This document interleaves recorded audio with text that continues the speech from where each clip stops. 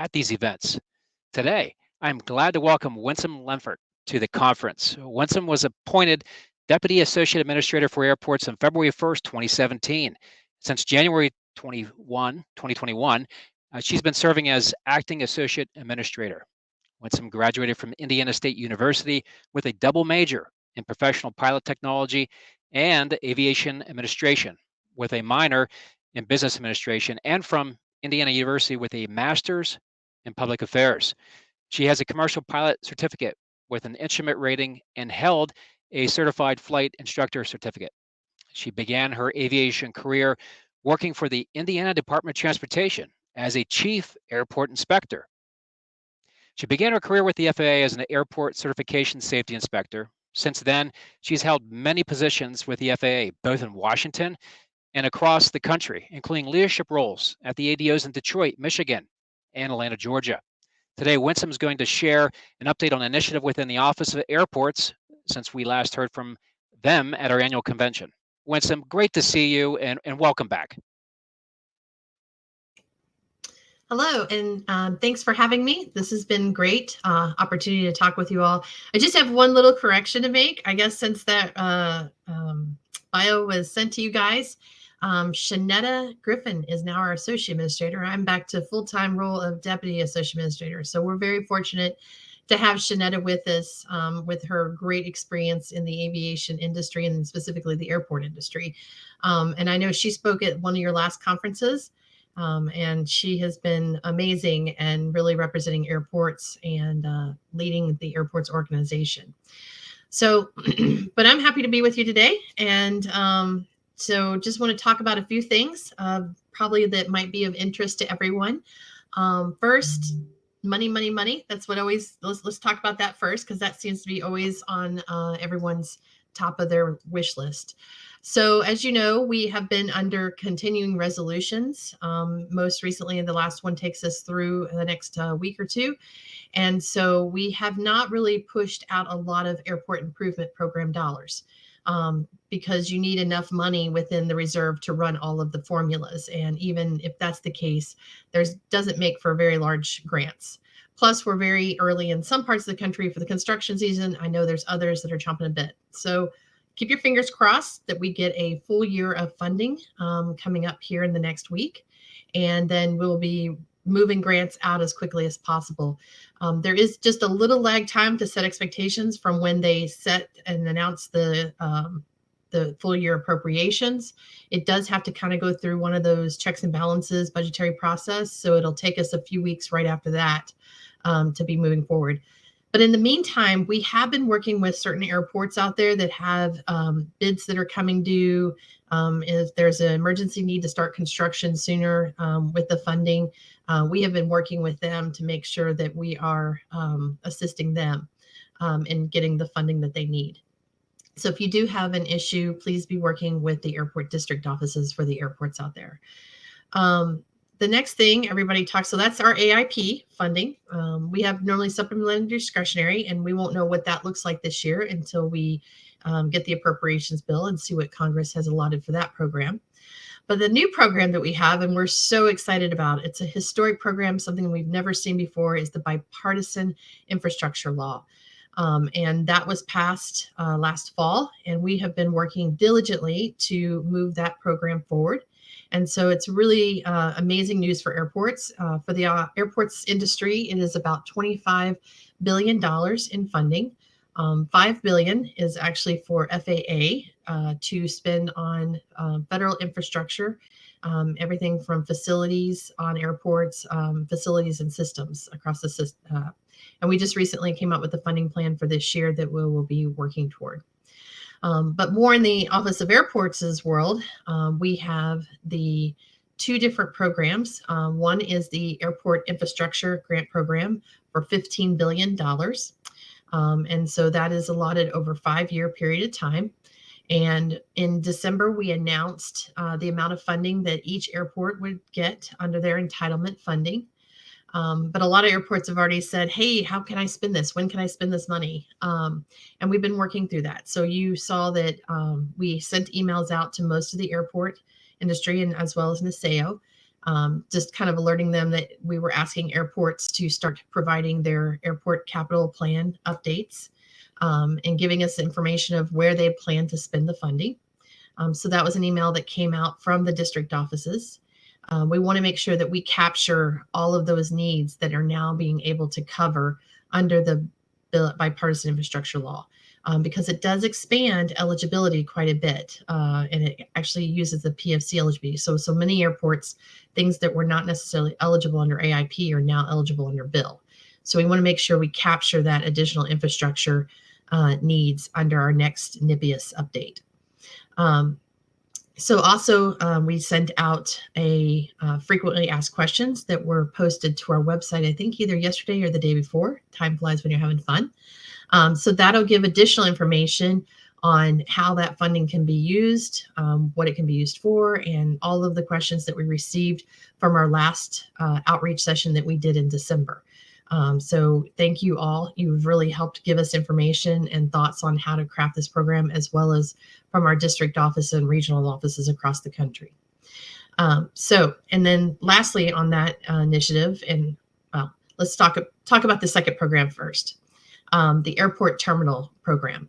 And that is a discretionary program of which we just provided out a NOFO that came out, and airports will have until March 28th to provide request for funding under that notice of funding opportunity. And then providing more additional guidance and information, because we know everybody's really excited to learn all the different intricacies of all these programs.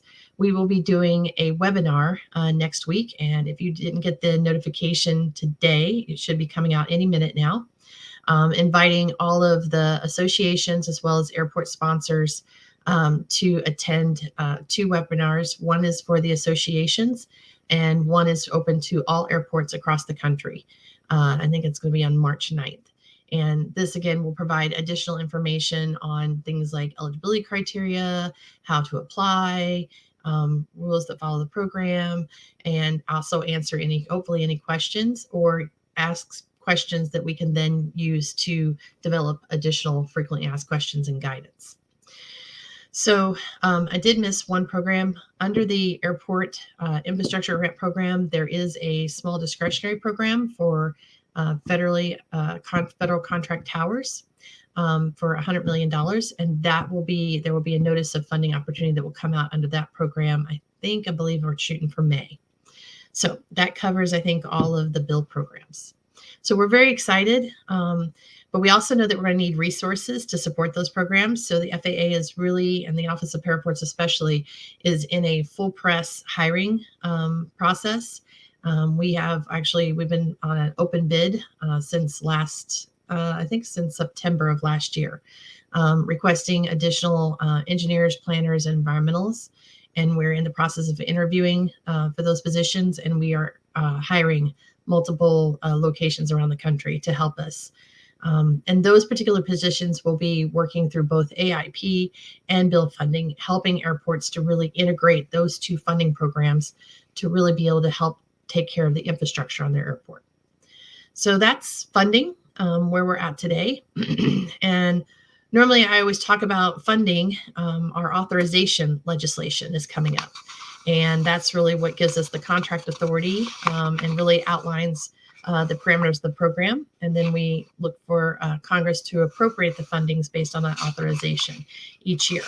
And so since our authorization is going to be expiring in 2023, I know a lot of folks are out there getting very nervous and excited of saying, hey, what's coming in our next FAA authorization? So since the 2018 reauthorization bill had a lot of changes, we had a lot of things to get through, and we've made some huge accomplishments toward achieving those requirements. But also since 2018, we've learned a lot about our strengths and weaknesses, and many of the challenges we've faced, including a government shutdown. We had a 737 MAX return to service. We faced COVID. And there's many other challenges we faced throughout that period of time. And so all of that has really helped us to understand a little bit about and formulate what our future plans will be. And we also know ultimately it's Congress and President that actually decides what is in that next bill. but as FAA, as the subject matter experts, is starting to think strategically about, what will actually help Congress, as it appropriate, to ensure that the FAA meets our missions and goals. And ultimately, we know our goals are safety, right? So that's primarily where one of the areas that we're looking at.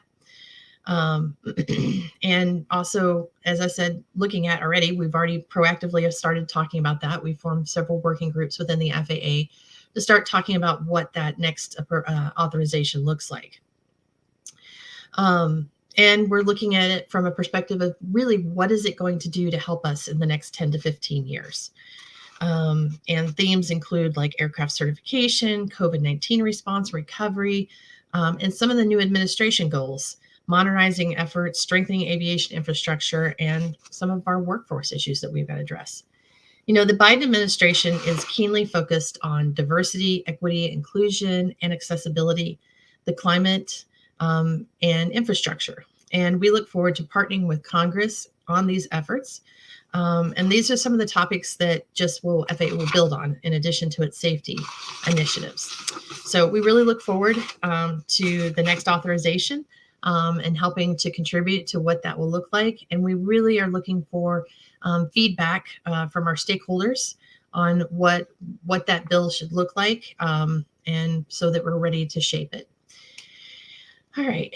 Well, and talking with some of the administration's priorities, one of the things that you hear about is climate. And so let's talk a little bit about what the FAA is doing on a climate action plan.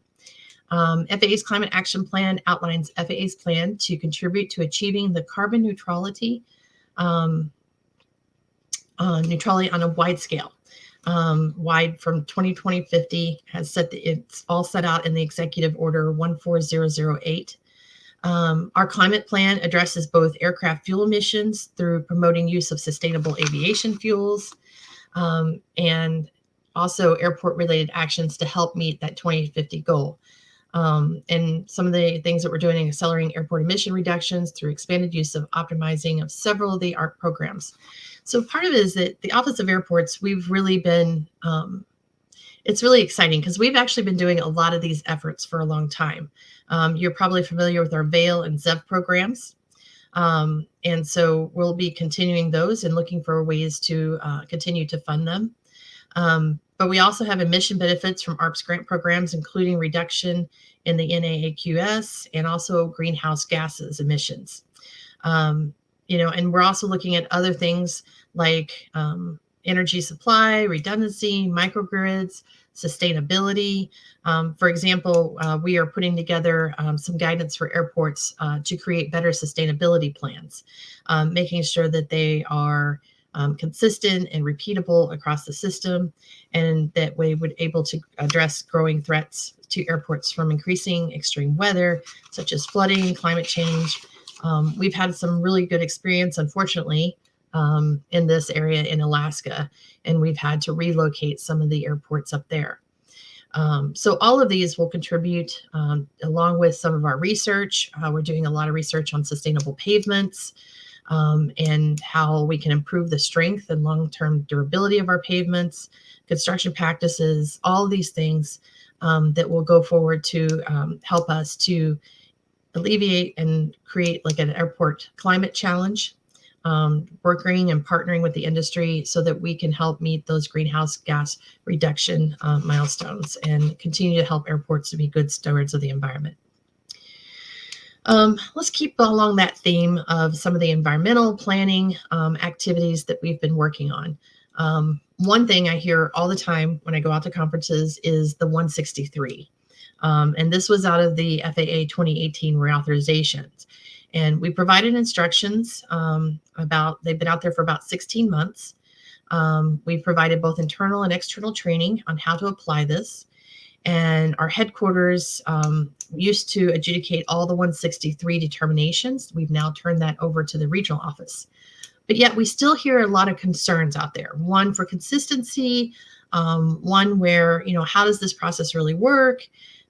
There's a lot of nuances to it. And it's really made us to really think about our program and how the world of compliance, safety, planning, and environmental all kind of integrate with each other.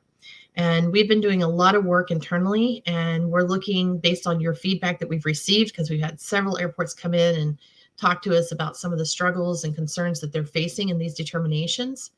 And so based on that feedback, based on feedback from our regional offices and district offices, we're trying to refine some of that guidance to make it basically a simpler process. Because we know today, right now, it's pretty complex. And sometimes, is it really worth it? A lot of airports say it's very challenging. So we're trying to find a way to make it a little simpler, streamlined, and a little easier for everyone to understand. The other area is noise updates. Since the Office of Environmental Energy is the lead office on noise, the efforts are progressing. I'm really not able to give specific details right now. I know that we came out with the neighborhood study recently, and we're doing a lot more work on sleep disturbance, cardiovascular disease, all these different things that impact noise. And so as we do these, it will eventually affect how we look at our overall noise policy. But I also want to let folks know that there's a lot of angst and a little bit of nervousness out there of what that next step looks like. We would not do this and develop this policy without working with stakeholders. There's many other government agencies that any changes in this noise policy will impact how they operate their programs.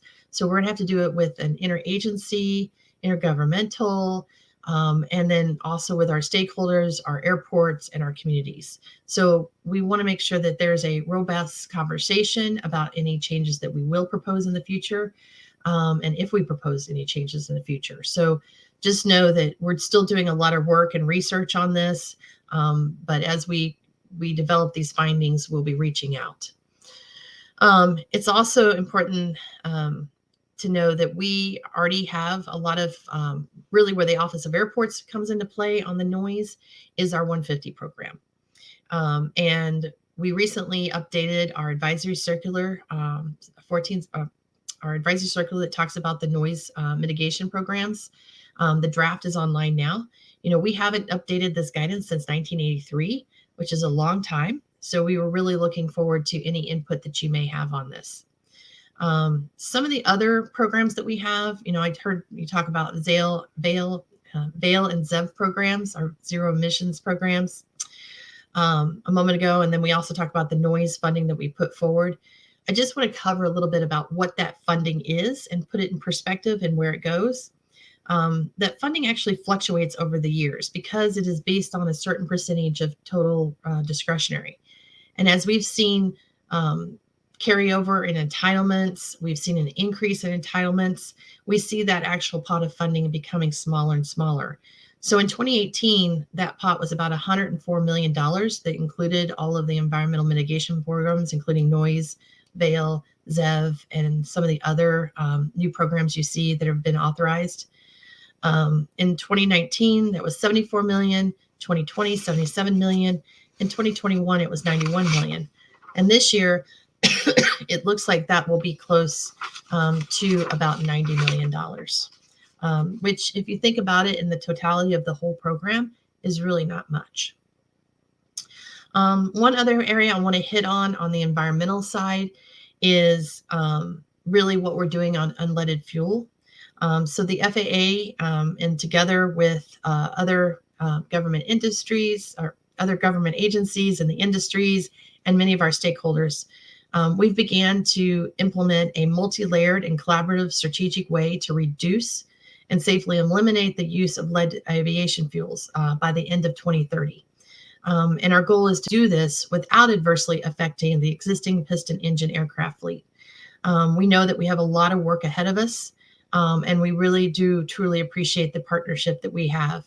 And we also know that there's a lot of airports and a lot of communities watching as FAA moves forward on these initiatives.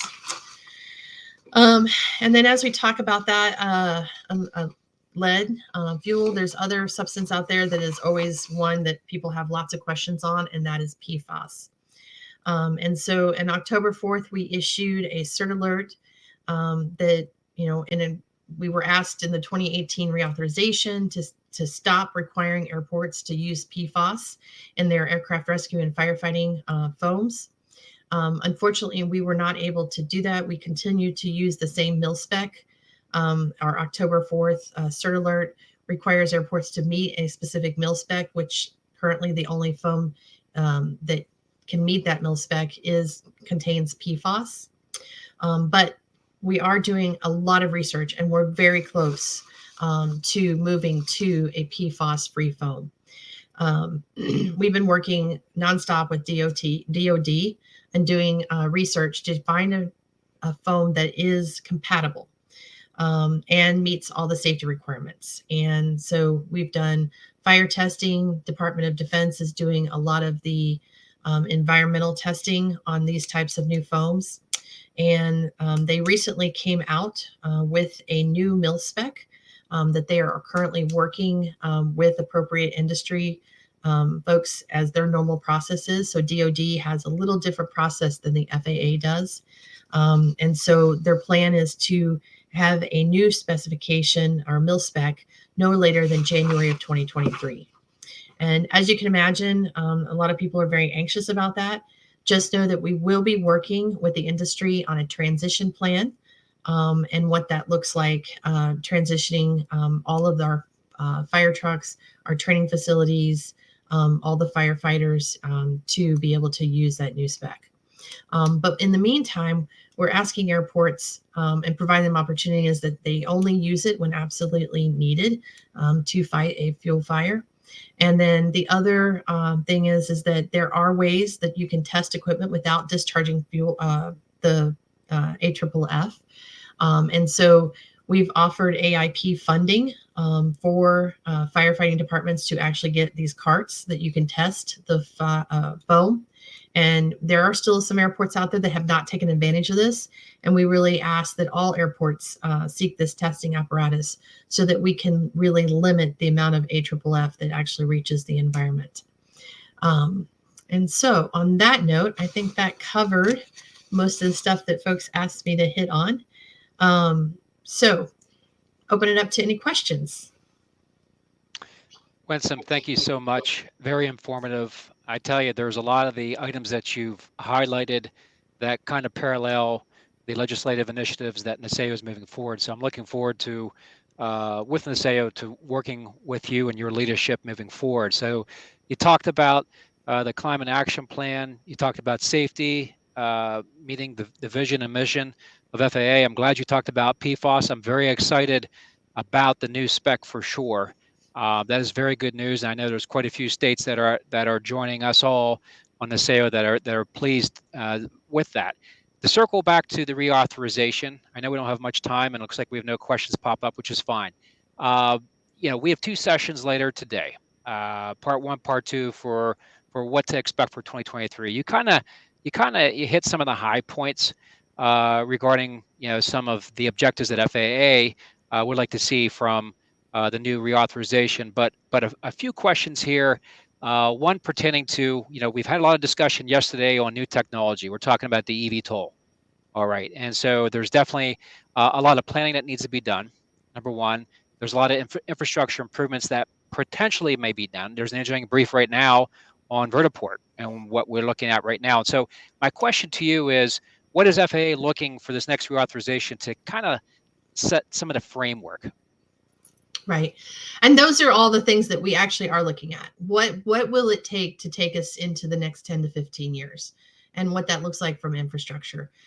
As you know, we've had a lot of questions, and I'm really glad you mentioned that the engineering brief, because we're very, very excited and very proud of that.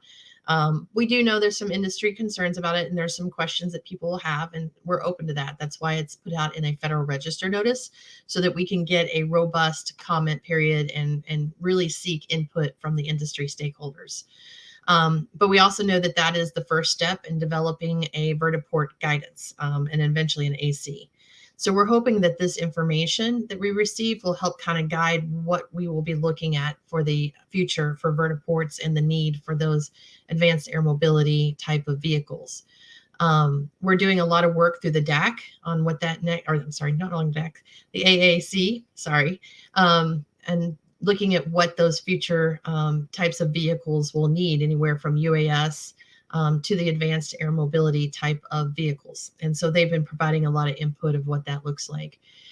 So, all of those things inform and talk about what that looks like. We also know that what type of infrastructure does an airport need? So as we move away from the leaded fuel, as I talked about a moment ago, and we move into unleaded fuels that are available for aircraft, and as we move into electric type of vehicles, what type of charging stations, what type of infrastructure, what type of grid needs that are occurring.